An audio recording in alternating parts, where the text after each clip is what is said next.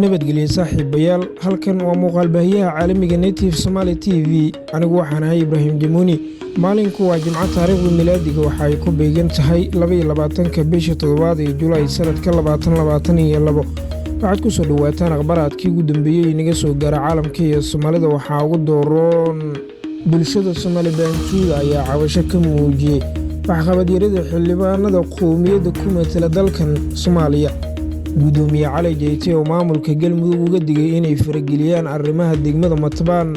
wararkii ugu dambeeyay dagaal ciidamada New Police iyo Al-Shabaab oo la soo warinayo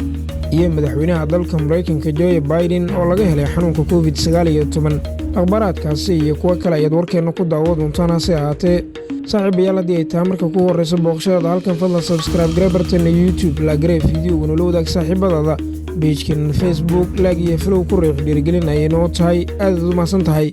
ugu horreyn warkeena aynu ku bilaawnay bulshada Somaliland ayaa cabasho badan ka muujiya waxqabadyarada xildhibaanada qowmiyadda ku matala dalkan Soomaaliya xildhibaanada ku abtirsada qowmiyadda Somaliland ayaa inta badan lagu eedeeyaa waxqabad xumi baahan taasi oo ay bulshada ku dhaleeceeyaan xilli waliba xildhibaanada qowmiyadda Somaliland ku matala dalkan Soomaaliya oo ah kuwa fara ku tiris ah ayaa ka gaabiya waxqabadadii loo soo xushay taabadalkeedna waxa ay doorbidaan inay indhaha ka dataan dhibaatada baahan ee haysta qowmiyaddan marka laga reebo Puntland iyo Galmudug qowmiyadda Somaliland qabiiladeeda kala duwan ayaa xildhibaano iyo kuraas ku leh maamul goboleedyada kala ah Hirshabelle Koonfur Galbeed Soomaaliya Jubbaland iyo dowladda federaalka Soomaaliya labadeeda aqal ee golaha sare iyo golaha shacabka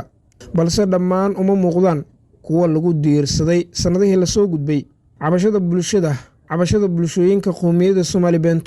ka soo yeeraysa ayaa ku soo beegmaysa xilli guud ahaan dalka uu ka jiro abaaro ba'an oo saameeyay dad iyo dunyo nin walbana ay tahay qofkiisa dhinaca kale madaxweyne Xasan Sheekh Maxamuud oo madaxda dalalka bulshada bariga Afrika u gudbiyay codsi ka mid noqoshada dalada madaxweynaha Jamhuuriyadda Federaalka ah ee Soomaaliya Xasan Sheekh Maxamuud oo ka qayb galay shirka horudhaca u ah shirka madaxeedka dalalka ku midaysan dalada bulshooyinka bariga Afrika ee magacooda loo soo gaabiyay EAC oo ay martigelisay magaalada Arusha ee dalka Tanzania ayaa u gudbiyay codsi rasmi ah oo ku aadan ka mid noqoshada Soomaaliya ee daladan isaga oo tilmaamay dadaalka uu muddada badan ku bixiyay sidii dowladda iyo shacabka Soomaaliyeed ay uga mid noqon lahaayeen EAC madaxweynaha ayaa ka warbixiyay howlkarnimada iyo firfircoonida ay ku tilmaaman yihiin shacabka Soomaaliyeed iyo fursadaha dhaqaale ee dalkeena gaar ahaan kheyraadka ceegaagan sida macdanta xoolaha beeraha kuwaas oo ay Soomaaliya ka dhigaya mid ka mid ah dalalka ugu mustaqbalka fiican gobolka iyo guud ahaan qaaradan madow ee Afrika madaxweyne Xasan Sheekh Maxamuud ayaa dalada ku bixinaya in dalkeenu uu ka qayb qaato iskaashiga dhaqaale iyo waliba fududeynta ganacsiga dalalka gobolka oo saldhig u ah qorshayaasha heer gobol iyo heer qaaradeed ee kobcinta nolosha dalkeena danyarta ah ciribtirka saboolnimada iyo waliba xaqiijinta hiigsiga horumarka loo dhan yahay ee qaramada midoobay dhinaca kale gudoomiye Cali Jeyti oo maamulka Galmudug uga digay inay farageliyaan arrimaha degmada Matbaan gudoomiyaha maamulka gobolka Hiiraan Mudane Cali Jeyti Cismaan ayaa sheegay in bulshada ku nool degmada Matbaan aysan ahayn kuwa isweydiiya halka ay ku jirto maslaxadooda si ay uga baxaan dhibaatada haysata gudoomiyaha oo ka hadlayay munaasabad ka dhacday degmada Matbaan ayaa waxa uu sheegay in dadka reer Matbaan maslaxadoodu dhinaca siyaasadda amniga arrimaha bulshada ay ka jirto la shaqaynta maamulka gobolka Hiiraan ee dowlad goboleedka Hirshabelle waxa uu ka dalbaday maamulka Galmudug inay faragelinta ka daayaan degmada Matbaan isaga oo si cad u sheegay in dadka reer Hiiraan iyo kuwa Galmudug ay yihiin kuwa walaalo ah balse looga baahan yahay inay arrinta degmada Galmudug faraha kala baxdo degmada Matbaan oo ka tirsan gobolka Hiiraan ayaa waxa maamul ahaan ay hoos tagtaa maamulka Galmudug hase yeeshee dhowaan waxaa maamul cusub u magacaabay maamulka Hirshabelle isla markaana gudoomiyaha gobolka Hiiraan Cali Jeyti Cismaan ayaa shalay xilka u kala wareejiyay dhinaca kale wararkii ugu dambeeyay ee ka soo baxaya dagaal ciidamada New Police iyo Al-Shabaab ka dhex qarxay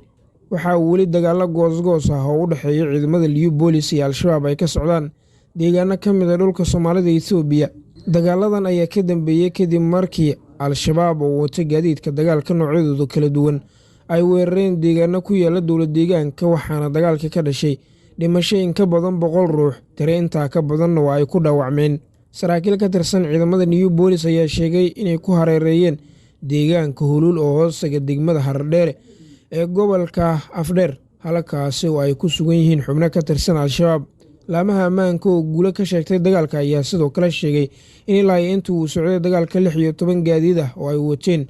xoogagga hubaysan Al-Shabaab ay kala wareegeen marka laga reebo 7 gaari oo ay ka gubeen. waa sidii hadalka u dhigeen. Al-Shabaab oo dhankooda soo bandhigay sawirada dagaalka ayaa sheegay in ciidamada New Booliis ay ka dileen in ka badan 87 askari, isla markaasina deegaano dhowr ah ay gacanta kaga dhigeen.